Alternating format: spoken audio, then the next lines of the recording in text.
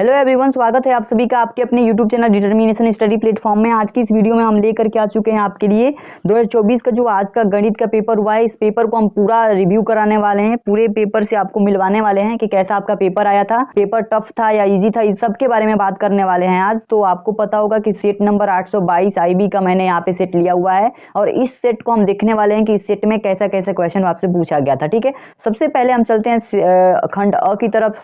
तो खंड अ के सारे क्वेश्चन को देखेंगे। सबसे पहले हमारे पास देख लीजिए यहाँ पे, ठीक है। तो बहुविकल्पी में पहला प्रश्न हमसे पूछा गया था, यदि 65 और 117 के HCF को 65 P माइनस का 117 के रूप में व्यक्त किया जाए तो P का मान क्या होगा। ठीक है, आपको ये बहुत से सिंपल क्वेश्चन पूछे गए थे, लेकिन थोड़ा सा घुमा दिया गया था। यहाँ पे देखिए 65 P माइनस का 117 है, इसके HCF की बात कर रहे हैं। आपको सिंपली इसका HCF निकालना है। HCF इसका 13 आएगा और 13 आएगा तो 13 आएगा। और ठीक है, तो इस P के जगह पे ऐसा कौन सा नंबर हमें रखना है, इस ऑप्शन में से ऐसा कौन सा नंबर रखें कि हमारे पास इन दोनों को घटाने पर क्या मिल जाए, 13 मिल जाए। तो सिंपल तरीके से अगर आप 2 रखेंगे इस P की जगह पे, तो आपको मल्टीप्लाई करके यहाँ पे मल्टीप्लाई कर देंगे 2 से 65 में, तो आप 130 में से 117 को घटाएंगे तो आसानी तरीके से आपके 13 मिल जाएंगे। तो यानी कि P का मान क्या रखना था, 2 रखना था। तो ये आंसर आपका सही हो जाएगा। ऑप्शन नंबर बी इसका करेक्ट है। जो स्टूडेंट किए हैं उनका 1 नंबर पक्का हो गया। ठीक है, क्वेश्चन नंबर दूसरे की बात करते हैं। दूसरा क्वेश्चन हमारे पास था 2 tan 45 degree divided by 1 plus में tan स्क्वायर 45 डिग्री। ठीक है, आपको पता होगा कि tan 45, यहाँ पे मैं बता देता हूँ, tan 45 डिग्री का मान जो होता है 1 होता है। तो इस क्वेश्चन का सॉल्यूशन आप आसानी से कर सकते हैं। यहाँ पे 2 गुणे 1 रखना है, tan 45 की जगह पे क्या रखेंगे, 1 रखेंगे, और 1 प्लस में tan स्क्वायर 45 डिग्री है यानी कि 1 का स्क्वायर कर देंगे। अब यहाँ से इस क्वेश्चन को अगर सॉल्व करेंगे तो आपका आंसर जो है 1 प्राप्त होगा। ऑप्शन नंबर सी बिल्कुल करेक्ट होना चाहिए। ठीक है, जिन स्टूडेंट ने ऑप्शन नंबर सी को करेक्ट किया है उनका जो है 1 नंबर और पक्का हो जाएगा। ठीक है, नेक्स्ट क्वेश्चन की तरफ चलते हैं। तीसरा क्वेश्चन हमारे पास था 15, 18 और 24 का लसा है। ठीक है, 15, 18 और 24 का लसा की बात किया है तो लसा तो सबको निकालना आता होगा, 6 क्लास के लड़के भी निकाल लेते हैं। तो 15, 18 और 24 का लसा आप 360 प्राप्त करेंगे। ऑप्शन नंबर डी इसमें करेक्ट होगा। ठीक है, जिन स्टूडेंट का ऑप्शन नंबर डी करेक्ट है 1 नंबर और पक्का हो गया। ठीक है, नेक्स्ट क्वेश्चन की तरफ चलते हैं। क्वेश्चन नंबर 4 है हमारे पास, 148 बटा में 185 का सरलतम रूप है। तो इसका सरलतम रूप करने के लिए सबसे पहले आपको एक ट्रिक बता देता हूँ क्या करना होता है। ऊपर वाले का भी HCF ज्ञात कीजिए, नीचे वाले का भी HCF ज्ञात कीजिए। उसके बाद से दोनों में एक कॉमन नंबर आएगा, जो कॉमन नंबर होगा उससे आप इन दोनों को काट सकते हैं। यानी 37 से अगर आप इन दोनों को काटेंगे तो ऑप्शन नंबर ए आपको मिलेगा। ऑप्शन नंबर ए इसमें करेक्ट होना चाहिए। ठीक है, तो ऑप्शन नंबर ए जो है इसमें करेक्ट होगा। नेक्स्ट क्वेश्चन की तरफ चलते हैं। क्वेश्चन नंबर 5 आया था, बड़ा ही सिंपल क्वेश्चन पूछे गए थे, कोई टफ क्वेश्चन नहीं पूछा गया था, कोई भी क्वेश्चन टफ नहीं था, बिल्कुल इजी क्वेश्चन थे और बिल्कुल सिंपल थे। ठीक है, सभी फार्मूला बेस्ड क्वेश्चन थे। 5 नंबर क्वेश्चन है, P के किस मान के लिए समीकरण 3x माइनस का y प्लस में 8 बराबर 0 और 6x माइनस का py बराबर 16 संपाती रेखाएं निरूपित करती हैं। ठीक है, ये हमसे क्वेश्चन पूछा गया था। तो इसमें जो है P के किस मान के लिए कह रहा है, ठीक ना। तो P के किस मान के लिए यहाँ पे P की वैल्यू हमें बतानी थी। तो संपाती रेखा के लिए आपको पता होगा ये कंडीशन A1 अपन में A2 बराबर B1 अपन B2 बराबर C1 अपन C2, इस पर अगर रख करके सारे मानों को, सारे गुणांकों को रख करके सॉल्व करेंगे तो P का जो मान निकलेगा ना वो आएगा आपके पास -2। ठीक है, तो ऑप्शन नंबर ए आपने जिन स्टूडेंट ने ऑप्शन नंबर ए को करेक्ट किया है उनका जो है ये क्वेश्चन सही होगा। ठीक है, क्वेश्चन नंबर अगले की बात करते हैं। अगला नंबर क्वेश्चन हमारे पास है, यदि 3x प्लस में 2py बराबर 2 और 2x प्लस में 5y प्लस में 1 बराबर 0 द्वारा निरूपित रेखाएं परस्पर समांतर हैं तो P के मान होंगे। ठीक है, तो P का मान इसमें होगा। तो आप यहाँ पे देख सकते हैं समांतर रेखा के लिए कहा गया, तो समांतर रेखा के लिए आपको एक कंडीशन पता होगी। ठीक है, A1 अपन में A2 बराबर में B1 upon B2 is not equal C1 upon C2 होता है समांतर रेखा के लिए। ठीक है, तो समांतर रेखा के लिए आपको ये कंडीशन पता होनी चाहिए और इस कंडीशन पे रख करके अगर इनके गुणांकों को सॉल्व करेंगे आप, ठीक है, तो इन गुणांकों को सॉल्व करने पर ऑप्शन नंबर ए आपका करेक्ट होना चाहिए, 15 बटा में 4। तो 15 बटा 4 इसका आंसर आएगा और यही ऑप्शन आपका करेक्ट होना चाहिए। ठीक है, ठीक है, जिन स्टूडेंट ने ऑप्शन नंबर ए को टिक किया है उन स्टूडेंट का ये क्वेश्चन बिल्कुल करेक्ट होगा। क्वेश्चन नंबर 7 की बात करते हैं। क्वेश्चन नंबर 7 हमारे पास है, यदि 15 cot थीटा बराबर 8 तो साइन थीटा का मान होगा। ठीक है, यानी 15 cot थीटा बराबर 8 है तो साइन थीटा का मान होगा। आपको पता होगा कि cot थीटा जब निकालेंगे तो ये 15 इधर आकर के 8 बट्टा में 15 हो जाएगा, जिसे हम कहते हैं cot थीटा बराबर क्या होता है, आधार बटा लंब। तो आधार ये हो गया 8 हो गया, लंब क्या हो गया 15 हो गया। तो इस तरीके से कर्ण हमें निकालना है। कर्ण निकालेंगे हम पाइथागोरस प्रमेय से। कर्ण निकालने के बाद से साइन थीटा बराबर होता है आपके पास लंब बटा कर्ण है। तो ऑप्शन नंबर डी जो है बिल्कुल करेक्ट होना चाहिए। 15/17 अगर आपने टिक किया है तो ये क्वेश्चन जो है आपका बिल्कुल करेक्ट होगा। ठीक है, नेक्स्ट क्वेश्चन की तरफ चलते हैं। नेक्स्ट क्वेश्चन नंबर 8 है हमारे पास। यदि ABC तथा XYZ दो समरूप त्रिभुज हैं तथा कोण A बराबर 75 डिग्री और कोण Y बराबर 57 डिग्री है तो कोण C का मान होगा। ठीक है, तो आपको पता होगा कि त्रिभुज के तीनों कोणों का योग कितना होता है, 180 डिग्री होता है। तो क्या करना है आपको, यहाँ पे कोण C का मान हमें बताना है। समरूप त्रिभुज है तो इसको जब भी सॉल्व करेंगे आप तो यही रखिएगा कि कोण A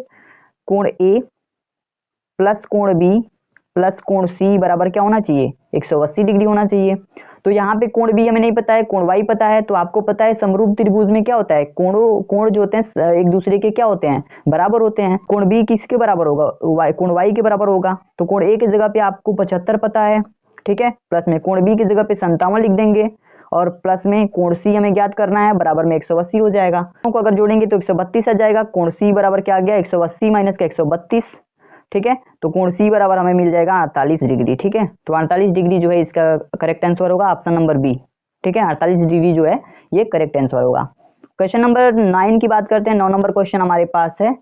बिंदु यम माइनस का 3 कामा में 4 की मूल बिंदु से दूरी है। ठीक है, तो मूल बिंदु से दूरी के लिए आपको फार्मूला होगा, बीच की दूरी के लिए फार्मूला आपको प्राप्त होगा। मूल बिंदु क्या होता है, 0,0।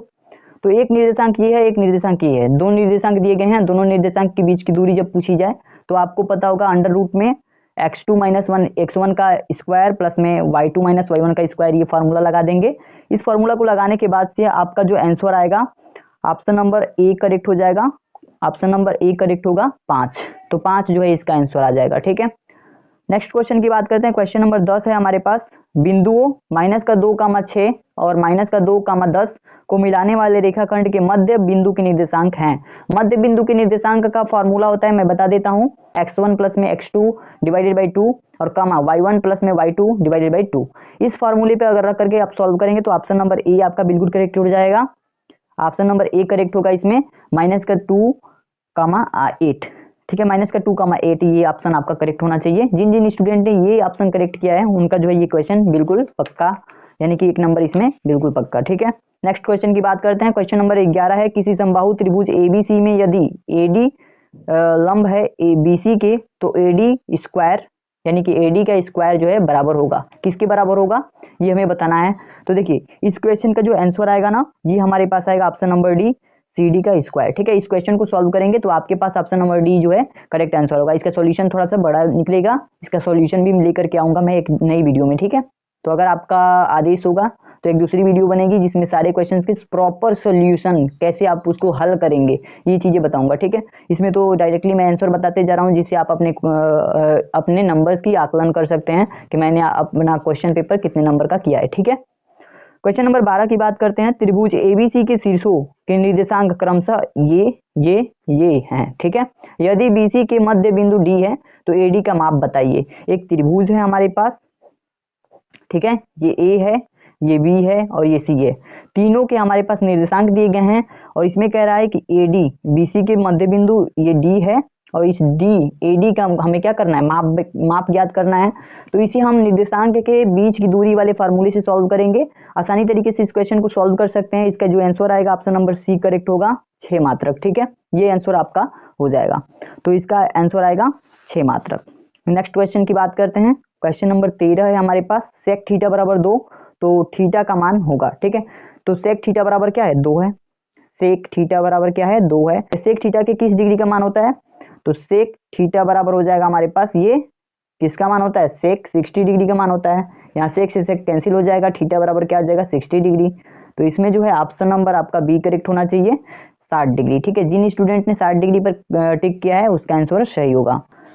नेक्स्ट क्वेश्चन नंबर 15 है हमारे पास। एक लंबवृत्तीय बेलन के आधार पर क्षेत्रफल 9 पाई सेंटीमीटर स्क्वायर है तो उसके आधार की त्रिज्या होगी। तो उसके आधार की हमें त्रिज्या बतानी है। बेलन के क्षेत्रफल के लिए आपके पास फार्मूला आता है, बेलन के क्षेत्रफल का फार्मूला आता है पाई r स्क्वायर।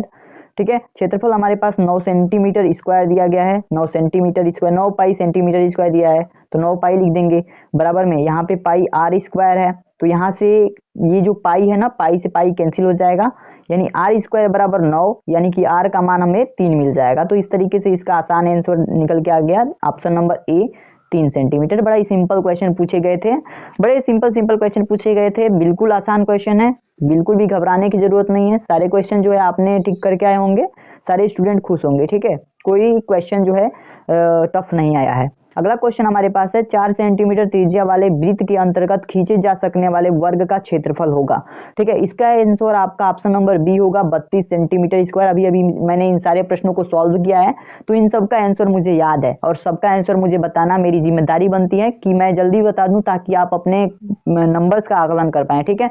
तो 32 सेंटीमीटर स्क्वायर जो है इसका आंसर है। बार बार सॉल्व कीजिए और पता कीजिए कैसे इसका आंसर मैंने 32 सेंटीमीटर स्क्वायर निकाला है, ठीक है, ठीक है।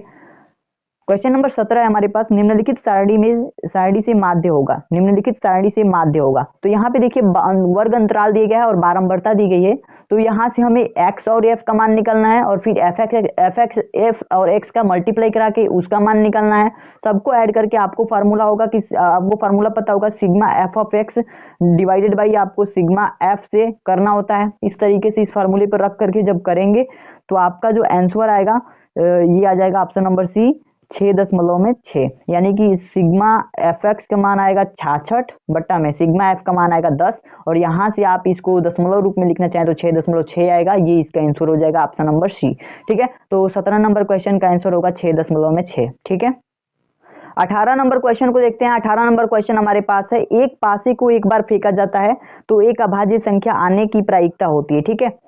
तो एक अभाज्य संख्या आने की प्रायिकता होगी, ठीक है। एक पासे को अगर एक बार फेंका जा रहा है तो एक अभाज्य संख्या आने वाली जो हमारी प्रायिकता होगी वो हमारे पास ऑप्शन नंबर बी करेक्ट हो जाएगा। 1/2 होनी चाहिए, क्योंकि एक अभाज्य संख्या यानी पहली अभाज्य संख्या जो होती है 2 ही तो होती है, इसीलिए 1/2 होनी चाहिए, ठीक है। अगला क्वेश्चन हम देखते हैं, क्वेश्चन नंबर 19 है, यदि किसी आवृत्ति वितरण का माध्य 20.5 तथा माध्यिका 21 हो तो उसका बहुलक होगा। आपको एक रिलेशन पता होगा बहुलक के बारे में, बहुलक माध्यिका माध्य में आपको एक रिलेशन पता होगा कि बहुलक बराबर होता है 3 गुणे माध्यिका माइनस का 2 गुणे माध्य, ठीक है। इस फार्मूले पे अगर रख करके इस क्वेश्चन को सॉल्व करेंगे तो आपका जो आंसर आएगा ऑप्शन नंबर डी करेक्ट हो जाएगा 22, ठीक है। ये आंसर इस प्रश्न का आएगा, आप सॉल्व करके देख सकते हैं, मैंने फार्मूला भी बता दिया, आप आसानी से सॉल्व कर सकते हैं। नेक्स्ट क्वेश्चन हमारे पास है 20 नंबर क्वेश्चन है, निम्नलिखित में से कौन सी घटना की प्रायिकता नहीं हो सकती है। तो आपको पता होगा कि प्रायिकता तभी होगी जब वो 0 के बराबर होगा या 0 से बड़ा होगा, ठीक है। और प्रायिकता तभी होनी चाहिए जब 1 के बराबर हो या 1 से बड़ा हो। तो 0 से 1 के बीच में ही कोई नंबर होना चाहिए या 0 1 होना चाहिए, तब वो प्रायिकता है। और 0 और 1 के अलावा इनसे बड़ा है तब वो प्रायिकता नहीं है। तो आप देख सकते हैं यहाँ पे 1 क्या है, प्रायिकता है। 2/3 ये भी क्या आएगा, 0 कुछ आएगा, तो ये भी प्रायिकता है। 3/5 ये भी प्रायिकता होगा, क्योंकि इसका भी मान 0 में कुछ आएगा, तो 0 कुछ आएगा तो इसका मतलब 0 से बड़ा है, ठीक है। और 1 से छोटा होना चाहिए। तो देखिए 4/3 है ना, इसको अगर हम हल करें 4/3, तो इसको हल करेंगे तो 3 एक कम 3 हो जाएगा, 1 दशमलव लगाएंगे तो 3 3 9 होगा, 1.3 आ रहा है, यानी 1 से अधिक आ रहा है। इसका मतलब कि ऑप्शन ए जो है बिल्कुल करेक्ट हो जाएगा, 4/3 जो है ये प्रायिकता नहीं हो सकता है, ठीक है। तो इस क्वेश्चन का भी आंसर ये हो गया। आशा करता हूँ ये 20 क्वेश्चन जो है बहुविकल्पीय प्रश्न समझ में आए होंगे, आपको मिल जाएगा। तो कुल मिलाकर मैं बात करूं कि क्वेश्चन पेपर कैसा आया था, तो आपके बोर्ड एग्जाम का जो क्वेश्चन पेपर था बड़ा ही इजी था। मैं तो सेट 822 IB की बात करूं तो ये बड़ा ही सिंपल जो है सेट है, ठीक है। इस सेट का सॉल्यूशन थोड़ा सा भी पढ़ने वाला स्टूडेंट आसानी से किया होगा, और इसमें जो है 100 में 100 मार्क्स लाने की पूरी इसमें संभावना है। जो भी स्टूडेंट अच्छे से सॉल्व किए हैं, सारे क्वेश्चंस को अच्छे से लिख करके सॉल्व किए हैं साफ से, तो उनके जो है अच्छे मार्क्स आने से कोई नहीं रुक सकता, क्योंकि बड़े ही सिंपल सवाल इस बार आए थे, ठीक है।